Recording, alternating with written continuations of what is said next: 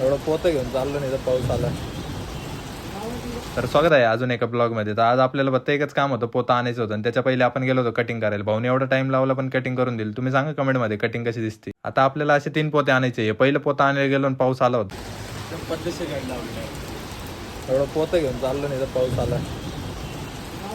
नाशिकमध्ये अचानक पाऊस कसं काय पडायला लागला काय माहिती. इथं उन्हाळा चालू आहे, नाही पाऊस कुठून आला काय माहिती. आता हा पाऊस आला याचा काही प्रॉब्लेम नाही, पण आपल्याला पोतं न्यायचं त्याच दिवशी पाऊस आला. थोड्या वेळात तर पाऊस बंद झाला. मग काय पोतं घेऊन निघालो आपण लवकर घरी पोतं ठेवलं. पोरं म्हणे मॅगी बनवायची. मग काय ती मॅगी बनवली, खाल्ली आणि निघालो लगेच बाहेर. परत दिवस तर पूर्ण इकडे तिकडे जाण्यात गेला. मग काय रात्री 10 वाजता पोरांना आठवलं आपल्याला टर्फला पण जायचं खेळायला. मग काय तिथं पोहोचलो. पहिले पोरं लागले ना सगळे खेळायला. मग क्रिकेट एवढे पोरं जमा झाले होते आज किंवा आता क्रिकेट खेळता खेळता अचानक आठवलं अंजनेरीला आपण ब्लॅक टी पिली होती. ती जर आता भेटली असते तर बस. तुम्ही तो अजून ब्लॉग बघितला नसेल तर लवकर जाऊन बघून घ्या. आता क्रिकेट खेळून झालं होतं ना, आपल्याला ताण आलं होतं दुसरं पोतं आणायचं कसं ते सगळं जाऊ दे. तुम्ही काय आपल्या पेजला फॉलो करून.